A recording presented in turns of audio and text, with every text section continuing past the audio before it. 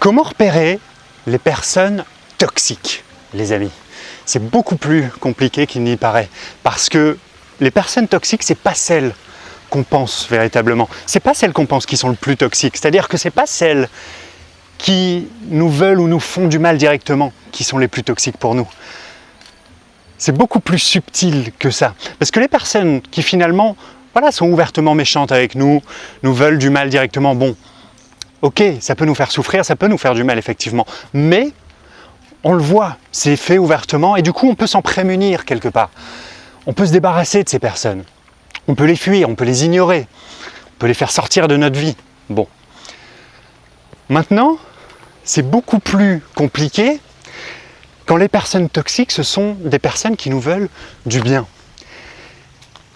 Et c'est ces personnes-là qui finalement sont en fait beaucoup plus toxiques, parce que ce sont des personnes qui nous veulent du bien, qui sont profondément bienveillantes, souvent des amis, des proches, des gens de notre famille, des gens qui nous aiment, qui nous veulent du bien, qui sont bienveillantes avec nous, et donc on n'a pas envie de s'en débarrasser, on n'a pas envie de tirer une croix sur ces gens, on n'a pas envie de les envoyer chier, ils n'ont pas mérité ça, ils nous veulent du bien. Mais pourtant, ils nous influencent négativement. Ces personnes-là, il y en a différents profils. Tu as le profil des gens qui sont naturellement négatifs et qui transmettent leur énergie négative autour d'eux.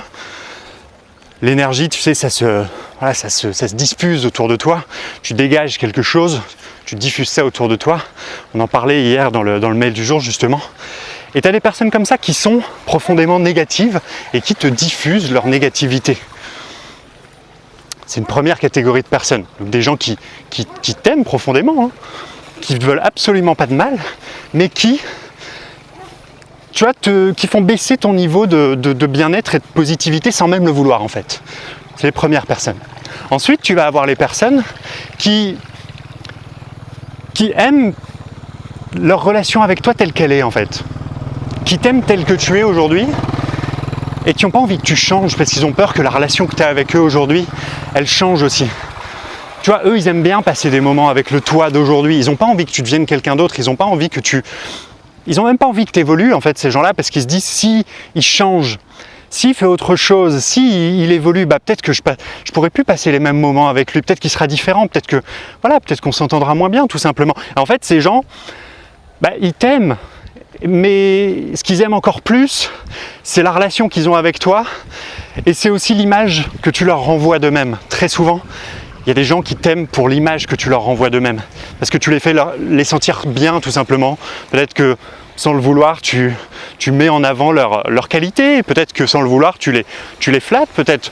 Il y a quelque chose qui fait que chez toi, quand ils sont à ton contact, ils se sentent bien et ils n'ont pas envie de perdre ça. Et du coup, c'est souvent pas conscient en fait, c'est souvent pas volontaire, mais du coup, ils vont avoir tendance à te mettre des bâtons dans les roues pour pas que tu changes, justement, pour pouvoir conserver cette relation qui leur fait du bien. Donc là, c'est à toi de leur faire comprendre que si ces gens t'aiment réellement, ils doivent accepter que tu t'épanouisses toi. Ils doivent accepter que cette relation que tu as avec eux, c'est pas juste pour les épanouir eux, mais il faut que toi aussi tu t'épanouisses et que finalement, en t'épanouissant toi, tu pourras leur amener encore plus de positif. Ça, c'est à toi de leur faire comprendre. Mais c'est la deuxième catégorie de personnes. Ensuite, tu as une troisième catégorie de personnes qui va être les gens qui t'aiment tellement qu'ils ont peur pour toi. C'est souvent la famille, tu sais. Qu'ils ont peur pour toi, qu'ils ont peur que tu prennes des risques, qu'ils ont peur typiquement que tu partes à l'autre bout du monde si c'est ce que tu as envie de faire, qu'ils ont peur que tu quittes ton travail pour créer ta boîte, qu'ils ont peur que tu arrêtes tes études, que ce sont des gens qui sont purement et simplement bienveillants avec toi, qui ont peur pour toi, mais qui du coup ont tendance aussi à te mettre des bâtons dans les roues avec leur peur, à te dire fais attention, fais pas ça, c'est dangereux, etc. Ils ont tendance à te bloquer, ces gens-là. Mais encore une fois, c'est très bienveillant et donc c'est difficile. Tu peux pas. Enfin, je veux dire, si c'est tes parents, si tes frères, tes sœurs, t'es super proche, tu peux pas t'en débarrasser de ces gens-là. C'est à toi, encore une fois, de leur faire comprendre que oui, je vous ai entendu, je vous ai compris et je vous remercie pour votre bienveillance. Mais simplement, moi, je pense que ça, c'est la voie que je dois emprunter. Je pense que c'est ça ma voie. Et donc, merci pour vos conseils. Je les ai pris en considération, mais je prends l'entière responsabilité de ce que je vais faire à partir de maintenant. Et je vais emprunter cette voie-là parce que c'est comme ça que je le sens, tout simplement. Après, tu vas avoir un autre type de personnes qui sont les personnes qui veulent que tu avances, que tu évolues et qui pensent que c'est en te blâmant ou en te rabaissant qui vont te faire avancer. Et je parle en connaissance de cause parce que pendant très longtemps, ça a été ma manière à moi de communiquer avec les gens que j'aime. Je voulais les faire aller de l'avant et quand je veux les faire aller de l'avant, je travaille beaucoup là-dessus. Quand je veux les faire aller de l'avant, j'ai tendance à les mettre face à ce qui ne va pas dans leur vie aujourd'hui en me disant si je les mets face à ça, ça va les faire réagir.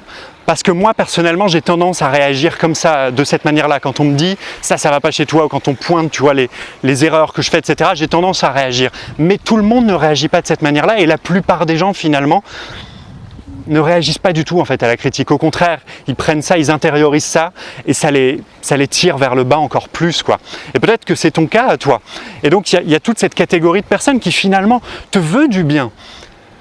En te rabaissant, en essayant de te faire mal pour te titiller, pour que tu bouges. Mais c'est à toi, encore une fois, cette fois-ci, de leur faire comprendre que c'est pas comme ça, que ça marche avec toi et qu'au contraire, ça te blesse et qu'au contraire, ça fait baisser ton estime de toi, en fait, quand ces gens-là essayent de te faire avancer, ça fait baisser ton estime de toi. Et enfin, tu vas avoir une autre catégorie de personnes qui est la catégorie des gens qui t'influencent tout simplement négativement par leur comportement au quotidien, par ce qu'ils font de leur vie tout simplement, c'est-à-dire par leurs croyances, par leur vision du monde, etc. Des gens qui n'ont pas du tout la même vision que toi, qui n'ont pas du tout les mêmes objectifs que toi, qui ont leurs objectifs et leurs visions et qui ne pensent pas mal faire en agissant simplement comme ils le font parce qu'ils ont envie de le faire, en fait, tout simplement. Mais nous, on a tendance à être des éponges. Tu sais, quand on est au contact de plein de gens qui font une chose, on a tendance à trouver normale cette chose en fait, et donc à agir de la même façon. On a tendance à s'imprégner, voilà, des croyances et des façons d'agir, des façons de faire des gens qui nous entourent. Et donc il y a aussi des personnes toxiques, encore une fois, elles ne nous veulent pas de mal, mais qui sont toxiques juste par leur façon d'agir, juste par leur comportement. Et là, c'est à toi finalement de t'affirmer suffisamment et d'avoir suffisamment confiance en toi, d'avoir suffisamment confiance en ta valeur et de savoir suffisamment ce que tu veux pour ne pas te laisser influencer par ces gens, mais au contraire pour toi influencer ces personnes. Et c'est là toute l'idée en fait, c'est aussi là-dessus que tout repose. Si tu ne veux pas te laisser influencer par les personnes toxiques que tu ne peux pas supprimer de ta vie, ces gens-là, encore une fois, tu n'as pas envie de les supprimer de ta vie. Si tu ne veux pas te laisser influencer par les personnes toxiques, ça repose sur le fait et c'est assez récurrent dans mes contenus, je t'en parle souvent, mais c'est la base, ça repose sur le fait de savoir toi ce que tu veux réellement, et de savoir qui tu es et ce que tu veux, et plus tu as cette connaissance de toi et de ce que tu veux, plus tu as des objectifs clairs dans ta tête, plus tu sais où tu vas, moins tu vas te laisser influencer par les autres en fait. Au contraire, c'est toi qui vas influencer les autres. C'est toi qui vas influencer les autres. Quelqu'un de charismatique, donc quelqu'un par définition qui influence les autres, quelqu'un qu'on a envie de suivre, quelqu'un dont on a envie de s'inspirer, quelqu'un de charismatique, c'est ça le charisme, c'est cette attraction et cette envie de suivre l'autre, tu vois, c'est ça le charisme. Et donc, les gens charismatiques, c'est même toujours des gens qui ont un objectif clair, qui savent où ils vont. Et des gens qui savent qui ils sont, qui ont une identité forte, tu vois. Et donc c'est à toi, si tu veux pas te laisser influencer par ces personnes toxiques, de travailler sur ton identité, de travailler sur tes objectifs, sur ce que tu veux, de définir ça le plus clairement possible, et d'adopter non plus la position du suiveur, mais la position de l'influenceur et de partager autour de toi ta positivité, en fait, tout simplement. C'est tout pour cette vidéo, j'espère que ça t'aura plu, puis en même temps je t'ai fait une petite balade toujours dans mon petit paradis. Aujourd'hui il fait moins beau, on a évité l'orage, mais il fait moins beau, donc les couleurs pètent un petit peu moins à l'œil, mais je pense que c'est quand même très très joli. J'espère que ça t'aura plu. On se retrouvera demain, peut-être pas demain, après-demain, pour la prochaine vidéo. Il n'y aura pas de vidéo demain. On se retrouvera après-demain pour la prochaine vidéo. Comme d'habitude, n'hésite pas à mettre un petit like juste en dessous, à commenter la vidéo, à la partager autour de toi. Ça m'aide énormément, tu le sais, et sur toutes les dernières vidéos, vous avez vraiment été nombreux à interagir. Ça me fait super plaisir. Merci beaucoup les amis, merci beaucoup. On continue sur cette voie. Je vous dis à très vite, à mardi pour la prochaine vidéo. Prenez soin de vous d'ici là.